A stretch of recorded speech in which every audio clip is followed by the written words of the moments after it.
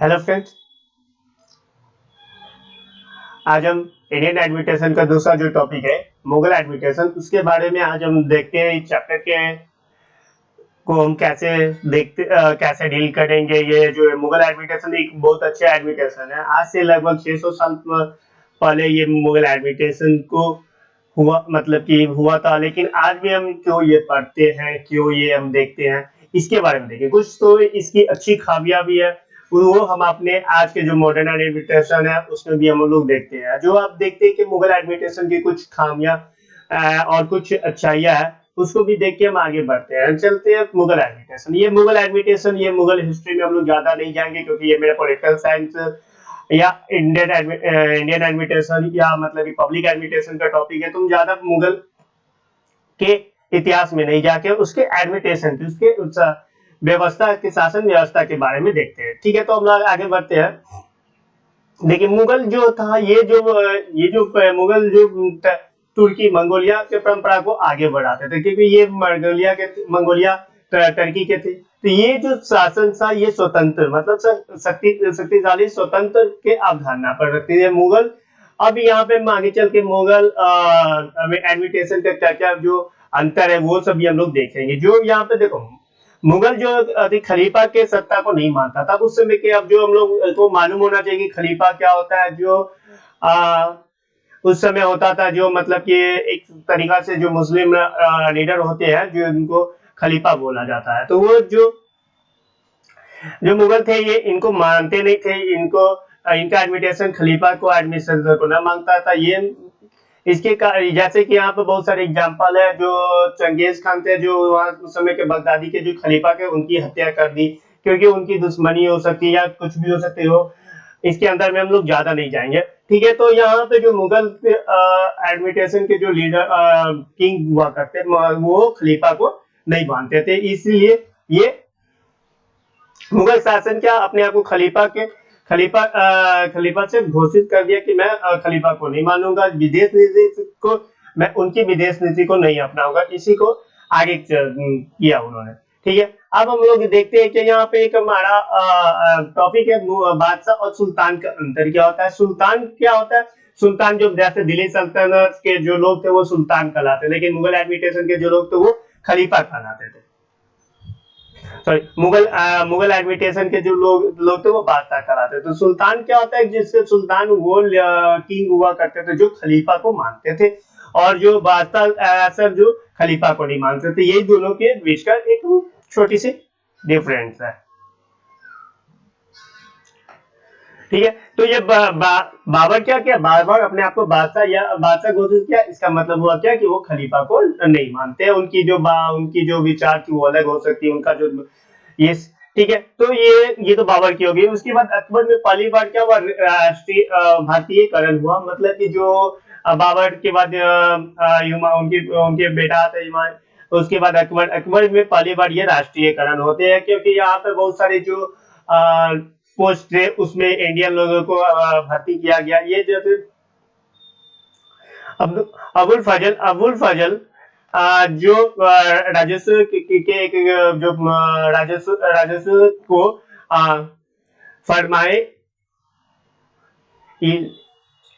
फरमाई इलाजी के नाम से कहते थे। मतलब कि वो देवी प्रकाश के को राजा से डायरेक्ट देवी की शक्ति मिलती है, इससे जोड़ते हैं। फिर वो ये जागे के सुले कुल की नीति के बारे में हम लोग देखेंगे। फिर शाहजहां इसी जो ये नीति है उसी को आगे बढ़ाते हैं। ठीक है, लेकिन औरंगजेब क्या करते हैं? ये जो नीति है, जो सुले कुल या जो फरमाई इलाइज, वो नीति को ना अपनाते हैं, और उसके बाद वो अपनी अलग एक नीति बना देते हैं।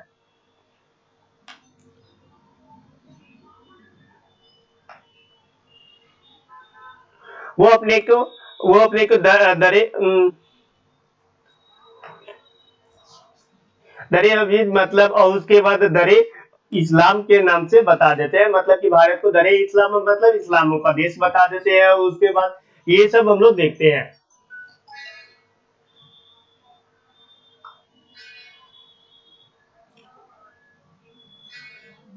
आगे हम अपने चैप्टर को आगे बढ़ाते हैं। तो देखते हैं कि मुगल के जो शासन व्यवस्था का जो रूप था, जो हम देखते हैं। तो इसको में स्टार्ट करते हैं क्या, दिल्ली के जो सुल्तानों के विचार के जो सिद्धांत था, वो जो सिद्धांत मुगल का जो अलग था, जैसे कि अकबर अपने कार्य को अलग कर पर तरीका से देखते हैं, उसके पूर्व जो बाबर हुए, हुमायूं हुए, वो सब अपने अपने अलग अलग कार्य को अलग अलग तरीका से देखते हैं। ठीक है, तो देखते हैं क्या कि जैसे क्या ये अकबर का जो राजनीतिक राजनीतिक प्रतिभा थी, वो संपन्न थी। उसके बाद वो इससे पहले हम लोग देखे थे सूरी डायनेस्टी आए, उनकी अलग थी राजस्व जो होगी, जो रेवेन्यू सिस्टम या जो मेजरमेंट सिस्टम, वो सब अलग थी। तो इसके कारण क्या हुआ कि वही जो शेरशाह सूरी जो अपना एडमिटेशन लेके आए थे, उसी को एडमिटेशन को आगे ले जाते, क्योंकि अकबर को भी लगता है कि वो एक अच्छे एडमिटेशन है, इसीलिए वो आगे ले जाते हैं। ठीक है, उसके बाद क्या हुआ, यहाँ पे शब्द जो कानून शब्द था, उसको भी परिभाषा को बदला गया, क्योंकि यहाँ पे बहुत सारे जो विरोध होने लगे, जो कानून के खिलाफ विरोध होने लगे, तो इसीलिए जो अकबर के समय में यहाँ पे बहुत सारे पोजीशन पोस्ट को बदल के, बहुत सारे ऑफिसर को बदल के बदला गया। ठीक है, तो उसी को हम लोग आगे आगे देखते हैं क्या क्या जो क्या होता है कि यहाँ पे मुस्लिम ग्रंथ, जो इस्लामिक परंपरा, उसको पालन करना उनका कर्तव्य मानते थे। वो जो लीडर थे, मतलब कि वो जो राजा थे, वो सब मानते थे। ठीक है, तो आगे चलते कि उसी कानून को आगे बढ़ाए, मुस्लिम लॉ को आगे बढ़ाते हैं। उसके बाद क्या किया उन्होंने, क्या एक आधुनिक मंत्रिमंडल जैसा एक आधुनिक मंत्रिमंडल एक गठन किए, जो उनको अधिकार में थे कि वो क्या करे या ना करे, उसको वो बताते थे। कि वैसे ही क्या किया, जैसे कि कोई भी सलाह मशुरा लेना होता था, जो मुगल का बादशाह से वो उससे लिया करते थे। ठीक है, शाहजहां जैसे विवेक शासन जो एक सयादुल खान जो सलाहकार के रूप में उनको लिया गया, मतलब कि वो राजा के सलाहकार थे। ठीक है, तो वो शाहजहां के बहुत सारे सलाह देते, मशुरा कर देते थे सभी क्षेत्रों में, सभी विषय विषय पर। उसके बाद वो सलाह लेके ही वो आगे काम करते थे।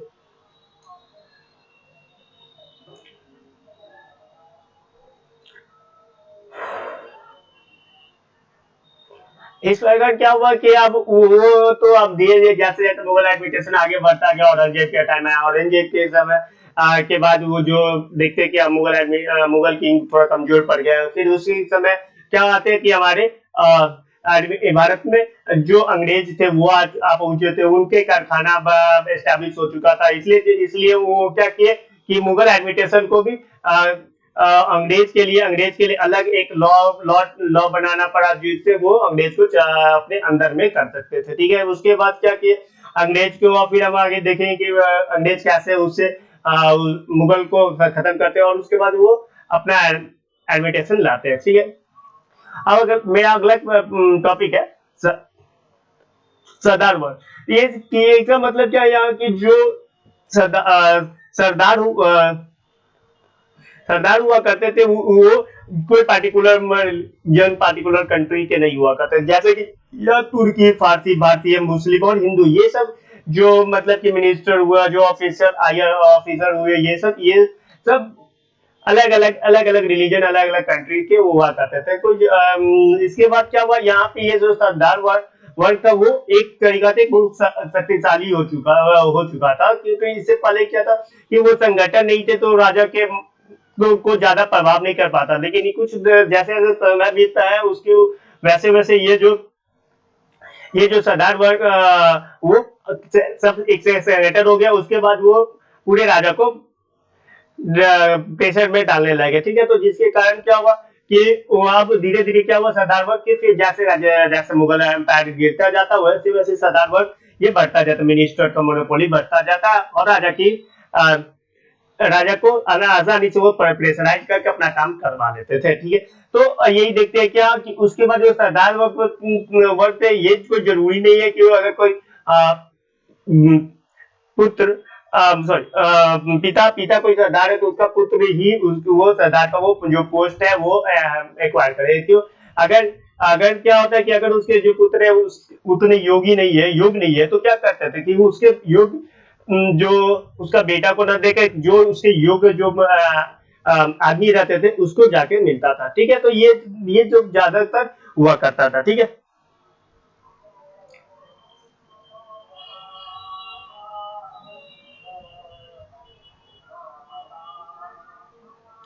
ठीक है। अब देखते हैं ब्यूरोक्रेट नौकरशाही। इस समय भी क्या होता है, ब्यूरोक्रेट सब जगह होती है, सब एम्पायर में अच्छे खासे ब्यूरोक्रेट होते हैं। तो देखते हैं क्या कि यहाँ पे जो ये सम्राट का जो सेना था वो अच्छी अच्छा एक संगठन सेना था, बहुत बड़ा सेना था मुगल का उसकी जो सेना थी वो देश में नहीं विदेशों में उनके नाम थी। ठीक है, तो उसके लिए क्या भारतीय सेना के जो नीति होते थे, आरंभिक नीति होते थे, वो जो हिंदू हिंदू हिंदू लोग भी सरकारी पोस्ट पर पोस्टेड होते थे। ठीक है, तो उसके बाद क्या हुआ, सेवा में अब यहाँ पे भारतीय लोग भी सेवा में जाके सेवा देने लगे सरकारी पोस्ट पे। उसके बाद जागीर जाके जैसे काल में क्या होता है कि अच्छी खासी हिंदू लोग एक्वायर किए तो पोस्ट, वो जिसका अपना अपना जो पोस्ट एक्वायर करने की जो काबिलियत होती है उस पर उसको मिल जाता था और वो आराम से पूरा एक्वायर करके जीते थे। ठीक है, अब जो रा, अब जो अब जो राज के जो ऑफिसर होते थे उसको उसको मनसभा मिलता था। जो क्या करते हैं उसको जो श्रेणी के जो अलग अलग श्रेणी का अलग अलग लाभ लाभ मिलता था। ठीक है, लाभ मिलता था जैसे कि सभी को सभी सिपाही को भोजन मिलता था, रहने के लिए घर मिलता था। फिर उसके बाद जैसे जैसे पोस्ट बढ़ता जाता था वैसे उन लोगों को सैलरी अलाउंसेस ये सब बढ़ता जाता था। उसके बाद क्या हुआ, उसके बाद वो पददा वो जो पद जो पोस्ट हुआ करता था उसको सेनापति के में बांट दिया जाता था। ये सेनापति का पोस्ट है 10 सेना से लेके 10,000 सेना तक ये पोस्ट होता था। ये अलग अलग बांट दिया जाता था। देखते हैं हम लोग आगे। अकबर के जो शासन काल में क्या जो ऊंचे पोस्ट होते थे वो कम से कम क्या 5,000 सेना को रख सकते थे, अपने अंडर में रख सकते थे। अब जो उसके क्या किया, उसको फिर बढ़ा के फिर 7,000 कर दिया, 7 से 10,000। एक से सेनापति मतलब एक जो वो हायर ऑफिसर होते थे वो 10,000 सेना रख सकते थे। ठीक है, वो सेना अपने जो क्या करते थे, ये मेनली जो होता था राज्य उसको छोटे छोटे एरिया में बांट दिया जाता था, उसको दे दिया जाता था। वो ऑफिसर को दे दिया जाता था। वो ऑफिसर के पास 10,000 5,000 सैनिक रहते, उसको पूरा वो राज को पूरा आराम से चलाते थे और उसके बाद टैक्स पे करते थे राजा को। ठीक है, उसके बाद वो जो अधिकारी थे उसको सबका अलग अलग वेतन था। वो एक वेतन सबका निश्चय था, मतलब कि सभी अगर क्या ऐसा ना होता था कि जो अच्छे अधिकारी थे उसको ज्यादा मिलता था, जो बुरे अधिकारी थे उसको कम मिलता था। सबका एक फिक्स फिक्स सैलरी अलाउंसेंस हो जाता था। ठीक है, उसके बाद अधिकारी के रकम के साथ साथ घोड़ा, हाथी और जो खाना पशु गाड़ी ये सब का भी खर्च मिलता था, ये सब भी मिलता था। उसके बाद मंसाहार के बहुत सारे अलग अलग अलाउंसेस मिलते थे, सैनिक मिलते थे, घोड़ा, ये सब सब कुछ मिला जाता था।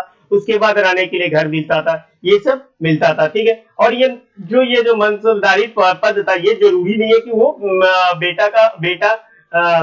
बेटा ही को मिले, मतलब अगर उसका पिता मनसेदार है तो उसका जो बेटा है उसको ही मिले। देखा जाता था कि अगर वो वेल क्वालिफाई है तभी मिलता था, नहीं तो नहीं मिलता था। ठीक है, ये सब पद सब वो कभी कभी होता था कि बेटा को मिल गया अगर वेल क्वालिफाई है, अगर नहीं हुआ तो वहां पे फिर एक अलग से मेरिट के बेसिस पर अपॉइंटमेंट किया जाता था। ठीक है, अब ये जो मुगल सरकार का जो ऑफिसर थे उसको वेतन दो प्रकार से मिलता था। एक तो नगद मिल जाता था, और जो नगद मतलब पैसा मिल जाता था, या दूसरा जागीर मतलब कुछ उसको जमीन अलॉट किया जाता था। जमीन अलॉट करता था, बोलता था कि आपका इतना बीघा, मानो कि कोई जगह मतलब आपको 100 बीघा जमीन दे दिया तो 100 बीघा का जमीन दे दिया, आप वहां पे जाके खेती करो, उसके जो पैसा होगा वो आप रख लेना और टैक्स भी आप ही रख लेना। ये सब जागीरी यही होता है। ठीक है, तो वहां पे कुछ लोगों को तो डायरेक्ट पैसा दे दिया जाता था और कुछ लोगों को जागीरी मतलब कुछ जमीन दे दिया जाता था, उस पे वो जाके खेती करते थे, मतलब कि खरवाते थे। वो क्या करते थे, फिर किसान को खेती करने के लिए दे देते थे और कुछ मतलब कि आधा बोलते थे कि तुम रख लो, आधा मुझे दे देना, तो दोनों आदमी का काम चल जाएगा। तो इस प्रकार से वो आराम से उनका भी काम चल जाता था, दोनों आदमी को।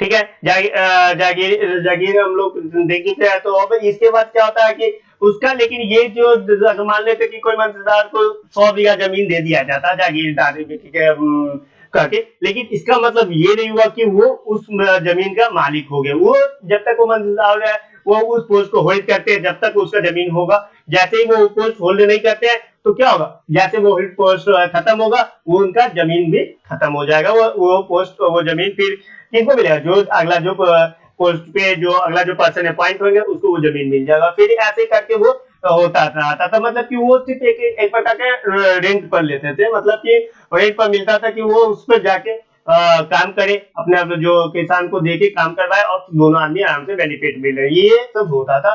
ठीक है, लेकिन अब ये भूमि का जो परिवर्तन हुआ देख लिया था। ठीक है, उसके बाद जो वेतन का हम लोग देख चुके हैं, उसके बाद ये इसको हम आगे बढ़ाते हैं, ये चैप्टर को हम आगे बढ़ाते हैं। फिर उसके बाद अब यहाँ पे जो शासन, ये इसका जो शासन था, इसमें प्रमुख कुछ अधिकारी थे, उसका हम लोग नाम देख लेते हैं। जैसे कि बहुत सारे जो अधिकारी थे उसका हम लोग नाम यहाँ पर देखते हैं। जैसे क्या हुआ, खाने सामान, ये जो शाही परिवार होते थे उसको उसके अधीन रहते थे, ये जो ऑफिसर होते थे उसके अधीन रहते थे। फिर ये दीवान दीवान क्या होता था, ये कोसा, मतलब ये अकाउंट टू अकाउंट देखते थे। ठीक है, मेड़ बख्शी जो सेना के वेतन हो गया, फिर ये लेखपाल हो गया, मतलब ये लिखने उखने का काम करते थे। ठीक है, प्रधान प्रधान काजी जो न्याय व्यवस्था, जो आज का जो जज होता था वो प्रधान काजी उनके उस समय होता था। ठीक है, उसके बाद अगला जो मेरा है प्रमुख सरदार सरदार, इसका क्या होता था, ये जो प्रमुख सरदार क्या करते, धार्मिक जो धन होते थे उसको एक मेंटेन करते थे, कलेक्ट करते थे, उसको रिकॉर्ड करते थे। ठीक है, उसके बाद ठीक है, अब कुछ है जैसे दीवाने अल, और जो दीवाने अल होगा उसको ये हम वजीर बोलते थे। ये जो ऑफिसर होते थे सबसे हायर रैंक के ऑफिसर होते थे। जैसे वो क्या, राजस्व, वित्त के ये जो प्रधान होते हैं, मतलब ये लैंड रेवेन्यू और या टैक्स, इसके जो प्रधान होते थे, वैसे उनका काम था वो पूरा मेंटेन करके रखना। फिर उसके बाद क्या होता था, वक्सी, ये एक प्रकार का ये मिलता था, जो एलांसेस के टाइप का मिलता था, वो दिया करते थे। ठीक है, तो ये जो पूरे पूरे उसके बाद जो मतलब राज्य के जो ऑफिसर होते थे, जो सैनिक होते थे, वो सेनापति होते थे, उसका क्या करते थे, उनका काम था क्या, सेना को मेंटेन करके रखना, सेना में किसको इंक्लूड किया, रिक्रूटमेंट दिया, किसको बाहर करे, ये सब करते थे। फिर वो सेना को ट्रेनिंग देते थे, जब लड़ाई का भी ट्रेनिंग होता था, ये सब बात किया करता था। ठीक है, अब क्या देखते हैं, वकील या वजीर देख लेते थे। जो जो ये वकील का नाम, वकील या वजीर दोनों लगभग एक ही है, जो बहुत सारे बुक में हम लोग देखेंगे तो वजीर हो जाएगा, वही सारे बुक में देखेंगे तो वकील हो जाता है। ठीक है, तो लगभग ये दोनों पोस्ट एक ही है। ठीक है, वजीर भारत का सबका मतलब ये क्या होता है, वजीर को वकील सबने प्रचलित कर देते हैं, क्योंकि बहुत सारे बुक का जब हिस्टोरिकल स्कॉलर का सबका अलग अलग मानना रहता है। ठीक है, तो ये जो काम करते थे क्या, जो ये बंदरगाह, मतलब जो पोर्ट हुआ करता था, उसको ये पोर्ट को अपने कंट्रोल में करके रखते थे। ठीक है, जैसे कि, और इसके बाद जो ये वजीर के बहुत अच्छा, एक अच्छा पोस्ट हो गया था बाबर के बाबर के में, जो जब वजीर निजामुद्दीन अहमद, फिर हुमायूं के समय में वजीर वजीर हिंदू बेगम बेग, फिर उसके बाद अकबर में के जो ये बैरम खान, ये तो हम लोग नाम सुने ही होगी, ये उस समय अकबर का वजीर हुआ करता था। वजीर इतना अच्छा पोस्ट हो गया था, मतलब कि अच्छा, एक तरीके से वो मोनोपोली, पूरी एडमिटेशन को मोनोपोल नहीं कर लिए थे, जिसके कारण बैरन खान जो हम लोग नाम सुने ही होंगे अकबर के समय में, तो ये वजीर ही हुआ करता था, वो पूरे एडमिटेशन को रूल करता था। ठीक है, ठीक है, लेकिन देखते हैं क्या, बैरन खान जो है जब रिवोल्ट करता है, जब विद्रोह कर देता है अकबर के खिलाफ, तो वो अकबर क्या करता है, उसको हटा देता है, टेंशन आउट कर देता है। फिर उसके बाद धीरे धीरे वजीर का मोनोपोली हटा देता है, उस पद को धीरे धीरे घटा देता है। ठीक है, ये घटा देता है कि, लेकिन कुछ दिन के बाद क्या हुआ, अकबर क्या करता है, उसी वजीर को क्या, कोई ऐसा आदमी को उसमें बैठाता जो बुजुर्ग होते थे, जिसके ज्यादा ज्यादा मतलब कि शासन व्यवस्था में पकड़ नहीं होती थी, तो धीरे धीरे ये वजीर को कम कर देता, इसका पोस्ट को कम कर देता बैरन खां के चलते। अब अगला है जो मैं बोल दीवाने अल या दीवाने कुल। ये जो दीवाने अल या दीवाने कुल, ये देखते हैं क्या, ये वजीर और जो ये इसकी जो वित्त शक्ति मतलब कि जो फाइनेंशियल पावर थी जो वजीर की, वो धीरे धीरे कम होती गई। तो राजस्व विभाग में और भूमि भूमि राजस्व विभाग में ये जो दीवाने अल दीवाने कुल ये आ गया। ठीक है, दीवाने अल का के नीचे भी एक पूरा हरारिकत था, वो पूरे जो पोस्टें थे वो नीचे आते गए। जैसे कि हम लोग देखते हैं दीवाने खास, ये खालसा भूमि को निरीक्षण करते थे, मतलब ये निरीक्षण करके उसको देखते थे दीवाने दीवाने जागीर, जो जागीर भूमि को। अब ये खालसा भूमि क्या होता है, जागीर भूमि क्या होता है, ये सब आगे हम देख लेंगे। ठीक है, उसके बाद दीवाने जो राजकीय कारखाना होता था उसका निरीक्षण करते थे। फिर शहीद तो, तो जी तो जो जो मतलब सेना में कौन सा पोस्ट पर कौन से है वो सबको वो रिकॉर्ड मेंटेन करता था। एक मुसीबे खालसा जो ये खिलजी खान जी होते थे। ठीक है, तो ये जो पद था ये एक हायरार्किकल मैनर में होता था। ये जो दीवान के नीचे भी लगभग 10 अधिकारी हुआ करते थे। ये पूरा एक हायरार्किकल मैनर में हुआ करता था, जो वेल मेंटेन में इनका एडमिनिस्ट्रेशन चलता था। अभी देखते हैं मीर वक्सी। ये जो मीर वक्सी है, इसके शासन काल में क्या हुआ, इनका इनका जो नाम था दीवाने अरे जो मुगल काल में ही इनके मीर वक्सी के नाम से ट्रांसफर हो जाता, कुछ लोग मीर वक्सी भी करने लगे उसको। ठीक है, तो वो जो सर्वाधिक भुगतान वाले अधिकारी ये हुआ करते थे, मतलब ये सबसे ज्यादा रुपया लिया करते थे। ठीक है, उसके बाद ये मुगल काल में मनसदारी प्रथा को बढ़ाया, फिर सेना सेना को एकीकृत करना, सेंट्रलाइज करना, ये सब काम किया करते थे। उसके बाद क्या हुआ, ये सबसे ज्यादा पैसा लेते थे। उसके बाद ये कोई इनका काम था क्या, जागीरदार को भी, जैसे कि दीवाने अल को मतलब उनको अपने अंडर में काम करवाना। इनका यही काम था कि सभी लोगों को अपने अंडर में काम कराना, जैसे कुछ पोस्ट उसको अंदर में अपने अंडर में रखना और काम करना। मुगल काल में ये जो नेता हुआ करते थे वो मतलब कि एक मेरे को कहते ये पोस्ट एक नेता होल्ड करने लगे क्या, जो अच्छे शक्तिशाली लोग होते थे, जो लीडर होते थे वो होल्ड करके, जो अमीर लोग होते थे वो होल्ड कर ले। ठीक है, अब हम चलते हैं दीवाने समा या खाने सम। ये जो थे, ये जो राजकीय कारखाना था, मतलब कि जो राजकीय जो फैक्ट्री था उसको निरीक्षण करते, सुपरविजन करते थे। ये अपने उत्पादन कहाँ से कारखाना में कितना उत्पादन होता है उसका रिकॉर्ड करते थे। उसके बाद वो रिकॉर्ड करके पूरा प्रेजेंट करके वो देते थे किसको, वहां के राजा को सब कुछ बताते। ठीक है, ये इसका जो पद था वो रोग और संतुलन पर पद किया गया, क्योंकि जो कारखाना का जो आइटम है वो सेल करेंगे उससे पैसा आएगा, तो एक अच्छा खासा रिसोर्सेज यहाँ से आता था, जिसके कारण ये पद को अच्छा तरीका से मैनेज करके रखे थे राजा। ठीक है, उसके बाद क्या हुआ, यहाँ पे इसके अधिकार में दीवाने अल इनके नीचे हुआ करता था। ये जो उन पद पोस्ट था, जो पद था, उसके उसके कारण ये बहुत अच्छे लोग को ही होल्ड करने को मिलता था। ठीक है, तो ये जो मीर वसी जो इसके पद को हमेशा चैलेंज कर किया करता था। ठीक है, अकबर के समय में ये पद को नियुक्ति के लिए क्या किया गया, एक अच्छा पैनल बनाया गया, मतलब ग्रुप ऑफ मिनिस्टर या ग्रुप ऑफ पीपल का पैनल बनाते थे, वो अकबर का नाम देते थे, अकबर को अच्छा लगता था वो बनाया था। ये इतना इम्पोर्टेंट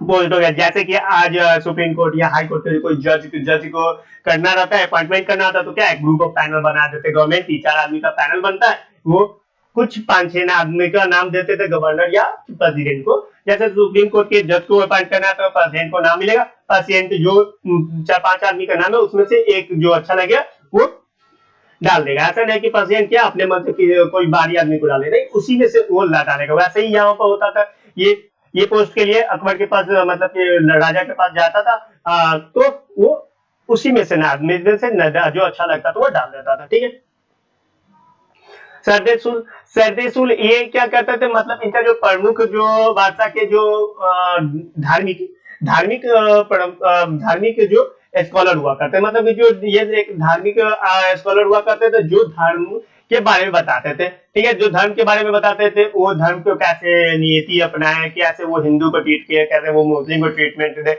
जिसके कारण क्या रिवोल्ट ना हो, ज्यादा रिवोल्ट ज्यादा ना होगा तो राजा आराम से मतलब कि राज कर पाएगा। ठीक है, ये जो पद हुआ करते थे, ये धार्मिक लोग तो होते थे, ये इनका मेन स्कोप था क्या कि इनका मेन स्कोप था क्या कि वो जो करप्शन हो रहा है उसको कम करने, जो धार्मिक में करप्शन हो रहा है उसको कम करने पे। ठीक है, इसके लिए क्या करते थे, इनके करप्शन को कम करने के लिए इनके इंसान क्या बोला कि जितना भी जमीन है मतलब कि सबको 15 एकड़ जमीन अधिक दे दिया जाए, मतलब कि सब जो ऑफिसर है 15 एकड़ जमीन ज्यादा लेगा तो उनके पास ज्यादा रेवेन्यू आएगा, ज्यादा रेवेन्यू आएगा तो वो करप्शन कम करेंगे। ठीक है, वो उनके मुताबिक क्या कि उस समय उनको पैसा कम मिलता था जिसके कारण वो करप्शन किया करते थे, लेकिन इसीलिए बोला क्या कि 15 एकड़ जमीन ज्यादा दे दीजिए, राजा को बोला, जिससे वो करप्शन कम कर देगा। ठीक है, ये जो थे इनकी थी नीति थी। उसके बाद हम चलते हैं मुख्य कार्य। ये जो न्याय व्यवस्था के मतलब ये आज के हमारे सुप्रीम कोर्ट के जज हुए एक तरीका से, ये न्याय व्यवस्था के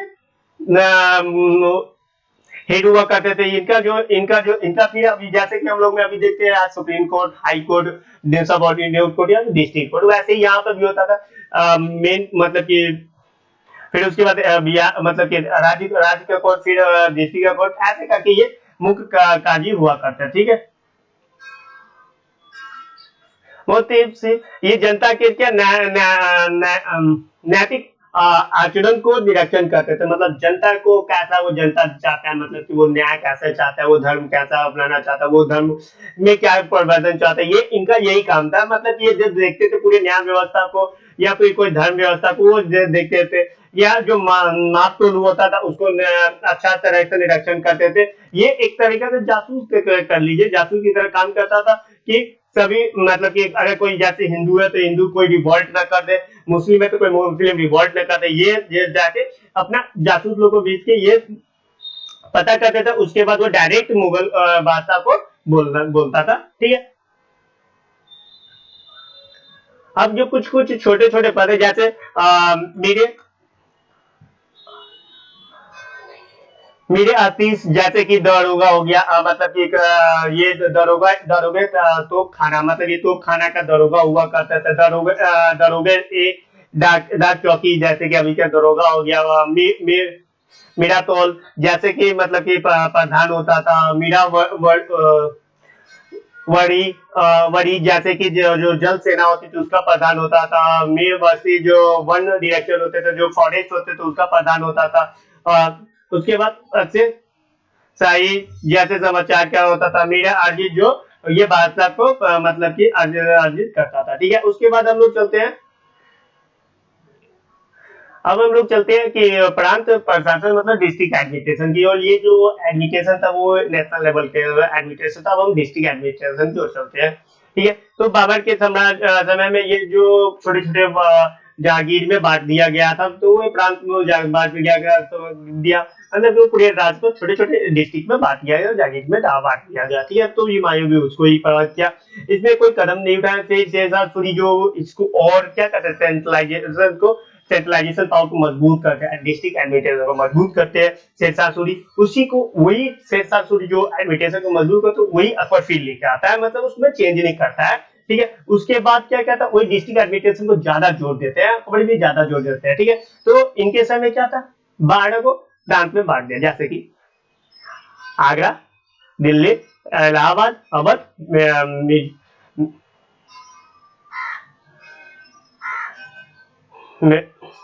अजमेर, अहमदाबाद, बिहार, बंगाल, काबुल, लाहौर, मुल्तान और मालावा। ठीक है, ये 12 था, लेकिन क्या किया, जैसे जैसे कि राजा बढ़ते गया, मतलब कि राजा का अपना टाइम पीरियड बढ़ते गया, वैसे वैसे क्या किया, ये लोग अपना अपना बढ़ाते गए। जैसे फिर ये 12 से 15 हुआ, उसके बाद जागीर के समय 17 हो गया, और औरंगजेब के समय 21 प्रांत हो चुके थे, मतलब हो चुके थे। अब देखते हैं एक हमारा टॉपिक है अकबर का।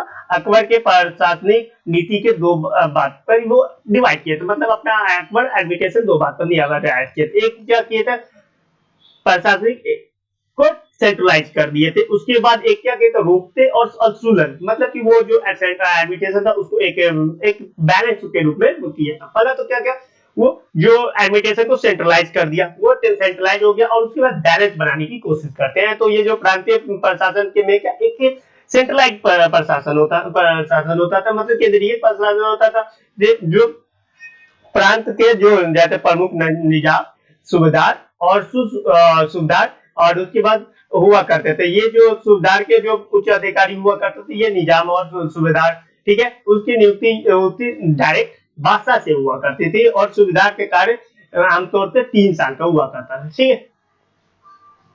उसके बाद इनके जो केंद्रीय दीवान के अनुसार क्या क्या कहते, बादशाह प्रांत में भी दीवान भेजते थे, दीवान की नियुक्ति करते थे। वो दीवाने नजीम के नाम से, दीवाने नजीम के जिसमें बराबर के अधिकारी होते थे। उसके बाद वो अधिकारी होते थे, वो कभी यहाँ पे वो श्रेष्ठ अमीर लोग, या जो मतलब डिस्ट्रिक्ट के जो श्रेष्ठ अमीर लोग, ये ज्यादातर होल्ड किया करते थे ये सब पोस्ट। उसके बाद जो ये केंद्र में बख्शी होते थे, उनको जो वैसे केंद्र में बख्शी, उनको वैसे ही प्रांत में भी हमारा बख्शी हुआ करते थे। उनको नियुक्त किया गया, उनका भी वही काम था जो केंद्र में होता था, वो प्रांत में होता था, ठीक है। उनका टेरिटरी बाउंड्री बड़ा था और इनका टेरिटरी बाउंड्री छोटा था, बस यही अंतर होता है। इसके बाद हम लोग बहुत सारे आगे अभी देखेंगे कि आगे क्या क्या पोस्ट हुआ करता है जो हमारे डिस्ट्रिक्ट एडमिनिस्ट्रेशन में। फिर उसके बाद सरकार, ठीक है। जैसे कि सरकार में जो प्रांत का जो विभाजन हुआ था सरकारों के आधार पर, जैसे कि बहुत सारे फौजीदार, फौजीदार क्या होता है, फौजीदार जो शांति व्यवस्था को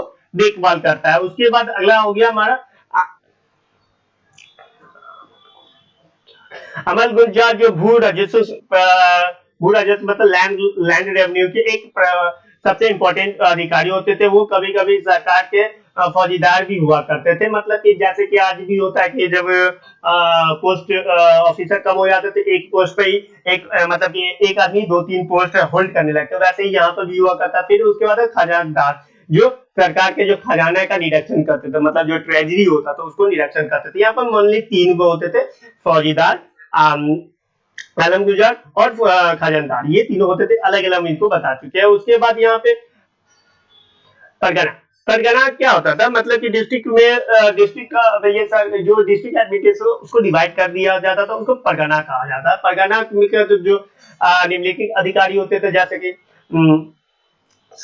सरदार, जो शांति व्यवस्था को पूरा करता था, मतलब शांति एडमिनिस्ट्रेशन को शांत रखता था, ठीक है। उसके बाद जो भू राजस्व है उसको संग्रहित करता था, मतलब उसको संग्रह करके उसको एक जगह रखता था। उसके बाद उसके बाद ये सब हुआ करते थे कि वैसे पौधा जो ये उनको कहा जाता था। फिर कानून व्यवस्था को अलग अलग से संभालने के लिए अलग पोस्ट हुआ करता था। इसके जैसे क्या उसके डिस्ट्रिक्ट एडमिनिस्ट्रेशन का सबसे नीचे वाला क्या था, गांव का जो मतलब कि प्रधान हुआ करता था, एक तरीका से वो होता था। ये एक फिर हेराल्टिकल चैनल हुआ करता था जिसपे सब अलग अलग पोस्ट हुआ करते थे, ठीक है। इसको विभाजन कर दिया था, सबका अलग अलग ड्यूटी विभाजन हुआ करता था। फिर ड्यूटी उटी सब विभाजन हुआ करता था। ये अब्दुल फजल जो आईने अकबरी में ये एक बेहतरीन तरीका से लिखा गया कि वो डिस्ट्रिक्ट एडमिनिस्ट्रेशन को कैसे चलाते हैं और क्या करते हैं, ठीक है।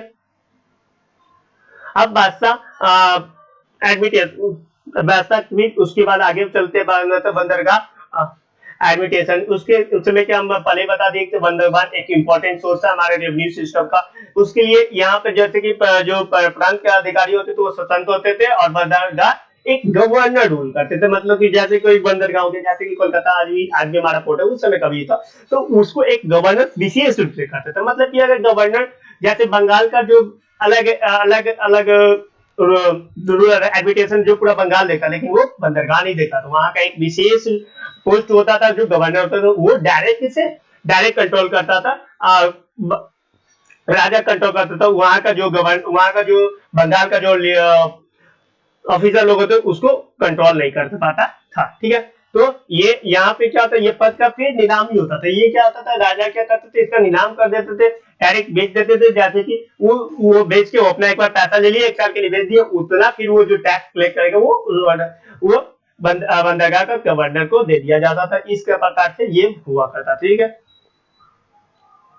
अब हम देखते हैं मनसबदारी पर सिस्टम। ये हमारा मुगल का सबसे इंपॉर्टेंट टॉपिक है। मनसबदारी वो सिस्टम क्या होता था। मनसबदारी का फारसी वर्ड से आया, जिसका अर्थ होता है एक परिशिष्ट तरीका से एक स्तर से पद होता था, मतलब कि एक हायरार्किकल पद हुआ करता था, ठीक है। मनसबदारी अकबर लाते हैं कब, ये 1575 में ये अकबर लेके आते हैं ये, ठीक है। उसके बाद अकबर मजेदारी लेके आते हैं। उसके बाद ये क्या करते हैं कि ये जो सैनिक व्यवस्था था उसको एक हेरारकर टर्म में लिया आया, हेरारकर पोस्ट में लिया आया। फिर उसके बाद आगे चल के ये मंगोलिया प्रथा के नाम से भी जाने जाते हैं। फिर अकबर क्या किया, सभी जो प्रतिभान है जिसको मेरिट के बेस पे इसको अपॉइंट किया जाता था जो, ठीक है। उसके बाद मंत्रिदारी व्यवस्था को सब जैसे कि अमीर वर्ग, सेना, सिविल अधिकारी, ये तीनों को अलग अलग सिस्टम में बांट किया। जैसे क्या कि अधिकारी है, सेना के अधिकारी है, तो उसको फिर एक हायरार्की में लिया। फिर जाते हैं कि सिविल अधिकारी है, जैसे उसको एक हायरार्की में लिया। इस प्रकार से बांट दिया जाता था। उसके क्या किया गया, जैसे कि प्राथमिक अंक में जैसे जाट रैंक, जाट मतलब जाट जाट होता था, रैंक होता था। फिर दूसरे में सवा रैंक, सवार रैंक, और उसके बाद ऐसे करके वो बांट दिया जाता था, उसको अलग अलग में बांट दिया जाता है, जो हम आगे देखते हैं, ठीक है। मंसलारी को तीन पार्ट में बांटा हुआ था। पहला की सवा रैंक, जो रैंक क्या बराबर होता था। फिर सवा रैंक जाट रैंक, उसका क्या होता, आधा हो जाता था। मतलब कि अब वो हम लोग फिर देखेंगे कैसे चेंज होता रहता। फिर सवा रैंक जाट रैंक का आधा आधा से कम हो जाता था। मतलब ये तीन भाग में। एक कब क्या होता था, जैसे कि 100 से 500 तक जात तक क्या मनसबदार किया जाता था। 500 से लेके 2500 तक जात को क्या हम लोग अमीर बोलते थे। और वो 2500 से आधे ज्यादा को अमीर उलान उदमा बोलते थे, ठीक है। मतलब कि 10 से लेके 500 जात तक क्या हम लोग मनसदार बोलते थे। मतलब उतना लोग तो 10 से लेके 500 लोग उसके अंदर में काम करता था, उसको मनसदार बोलते थे। 500 से लेके 2500 से जो काम करता था उसको क्या अमीर बोलते थे। अब 2500 से ज्यादा कोई काम करता था, सेना काम करता था, तो उसको अमीर उलान उलमान बोलते थे, ठीक है। ठीक है। इसके बाद ये सवारी के लिए दो घोड़ा रखते थे, बहुत सारे इनको नाम से मिला जाता था, ठीक है। मंसूरदार का युक्ति क्या, मीर वसी जो बादशाह का होते थे वो नियुक्ति करते थे। उसके बाद ये नियुक्ति का भी एक अच्छा प्रोसीजर होता था, इस पे मेरिट को देखा जाता था, ठीक है। यहाँ पे मेरिट का थोड़ी तो मतलब मेरिट को देख के ही किया जाता था, ठीक है। अगला हम लोग का टॉपिक जागीरदारी प्रथा। ये जागीरदारी प्रथा क्या होता है कि अब अकबर क्या करते हैं, मंसूरदारी को क्या नगद नगद वेतन देना चाहते थे। लेकिन क्या हुआ कि उस समय कुल वर्ग क्या भूमि पर क्या था, कैप्चर हुआ करता था, जिसके कारण क्या करते थे, जागीरदारी वेतन, जागीरदार को वेतन मिलना था, लेकिन क्या करते हैं मंसूरदार को नगद वेतन दिया करता था, दिए करते थे।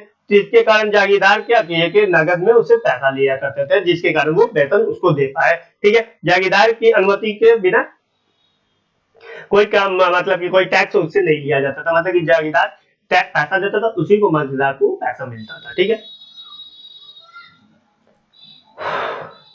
उसके बाद रेवेन्यू सिस्टम में उनको अंतरराष्ट्रीय टैक्स लगाते, जो मतलब कि जैसे सामान इंडिया से मतलब मुगल के क्षेत्र से बाहर जाता था उसमें भी टैक्स, फिर वो अंदर आता था उसमें भी सीमा शुल्क लगाते थे।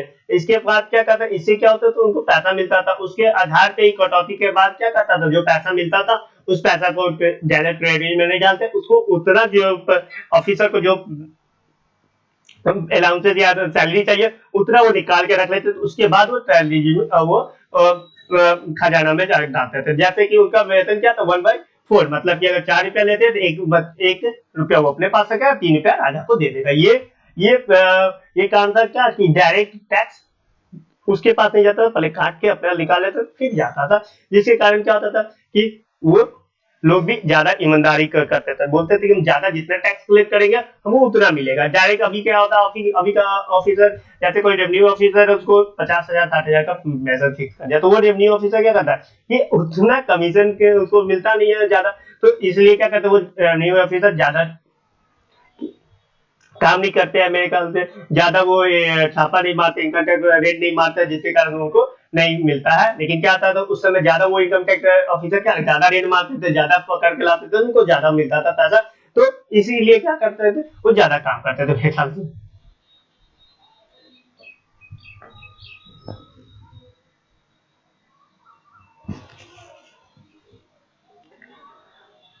फिर ये क्या हुआ, ये सब दो अकबर काम करते हैं, फिर और उसके बाद आगे चल के फिर राजा लोग अपना अपना बादशाह लोग अपना अपना को इसमें कटौती करते, कुछ चेंज करते हैं, जो हम लोग आगे देखते हैं।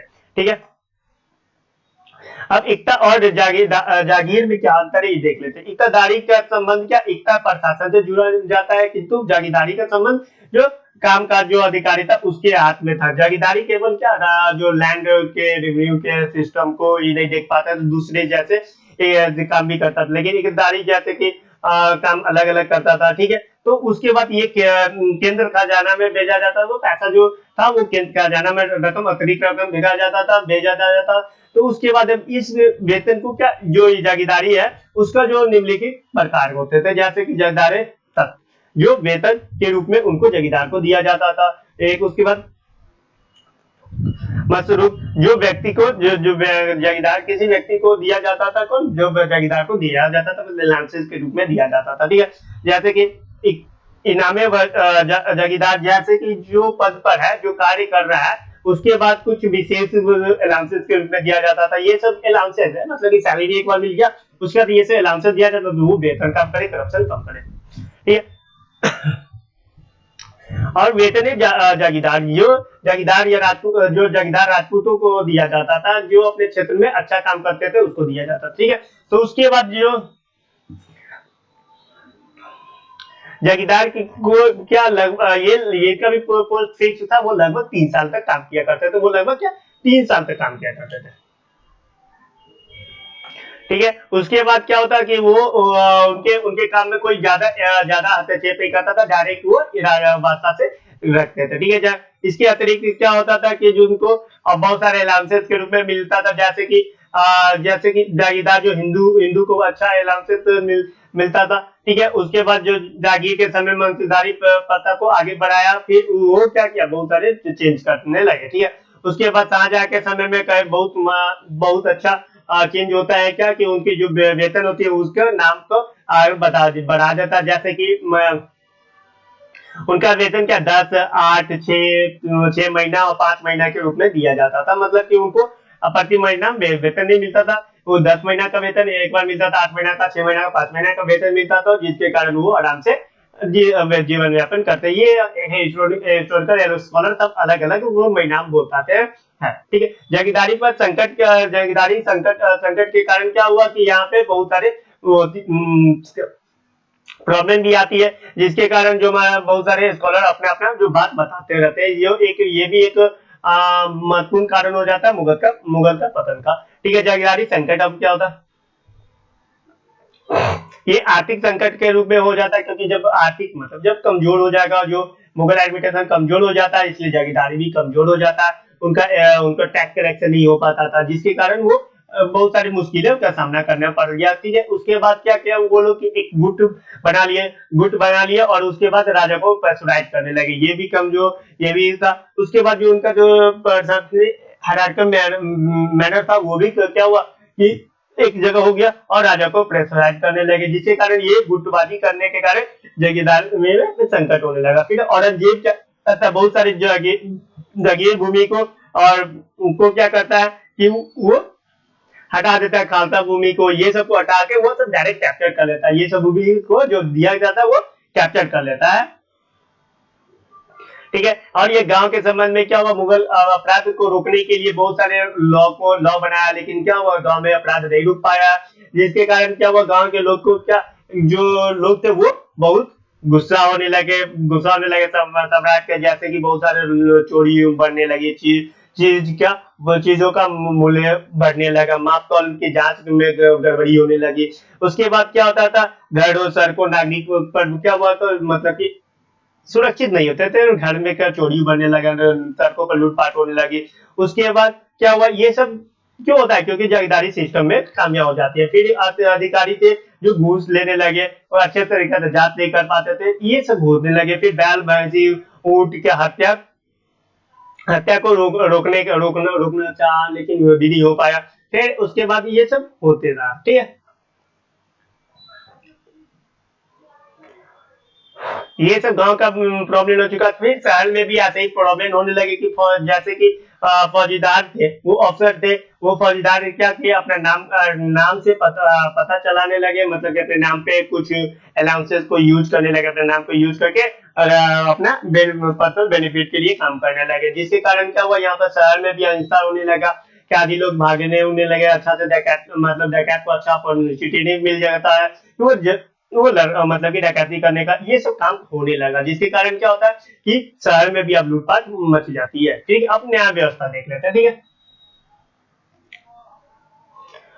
न्याय व्यवस्था मुगल में क्या करते हैं हम लोग, जो पहले ही देख लिए थे, जो न्याय व्यवस्था एक अच्छी न्याय व्यवस्था था, जैसे कि यहाँ पे जो जागीर के समय जो फतेह फतेह आलमगीरी जो थे, मतलब कि उसमें उसमें वो परसिंद हुआ करते थे, फिर औरंगजेब के अलग मुस्लिम लॉ को इम्प्लीमेंट करवाना चाहा, ये सब न्याय व्यवस्था के अलग अलग कानून होते हैं। फिर और अकबर अपना अपना लॉ का इम्प्लीमेंट करवाना चाहा, फिर ये सब अलग अलग लॉ, फिर क्या लॉ यहाँ पर चेंज होते हैं, यहाँ अकबर का लॉ कुछ और था, जहांगीर का लॉ कुछ और था, औरंगजेब का लॉ कुछ और था, ये सब चेंज हो गया। लेकिन क्या यहाँ पर देखते मुख्य अधिकारी के नाम को देख लेते क्या,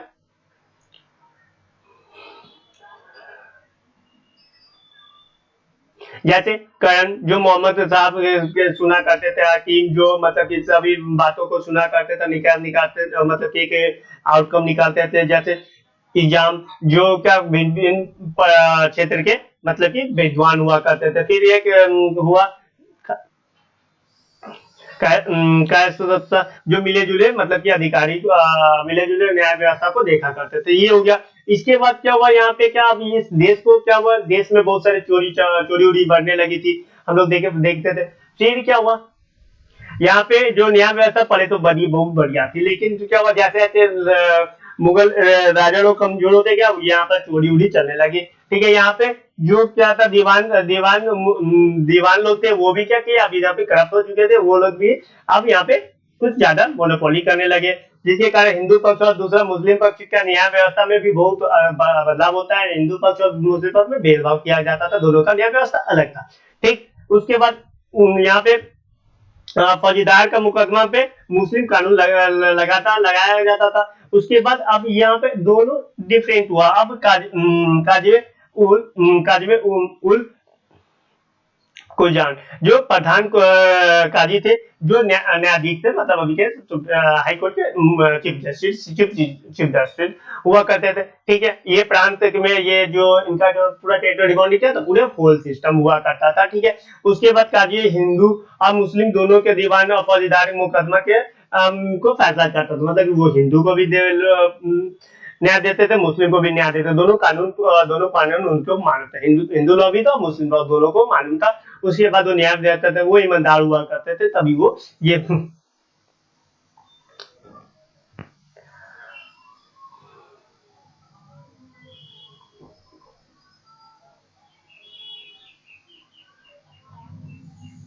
ठीक है, ये तो हो गया, ये जो सेंट्रल जुडिशियल सिस्टम हो गया। उसके बाद न्याय नगर प्रांतों के लिए अलग अलग न्यायालय हुआ करता था, जो बादशाह स्वयं देखता था, मतलब कि जो मतलब कि होता था कि उसके भी जस्टिस होते थे, लेकिन क्या होते थे, वो न्यायाधीश होते थे, लेकिन वो अलग अलग जगह पे, जैसे कि अलग अलग डिस्ट्रिक्ट में अलग अलग न्यायाधीश होते थे, वो देखते थे। न्यायाधीश क्या करते थे, जो सजा सुनाती थी, सजा सुनाते, जैसे कि पैसा का जुर्माना देते थे, फांसी देते थे, ये सब दिया करते थे। ये नादी जैसे केस आया वैसे वो करते थे कि ठीक है, कैदियों को किला के अंदर बंद रखा जाता था, मतलब उस समय भी जेल हुआ करता था जो रखता था। ठीक है, तो यहाँ पे एक आपको ये अधिकारी का सूची दिए हुए है, उस पर आप आराम से देख सकते हैं कि जैसे कि प्रांत मतलब सुबह सुबह में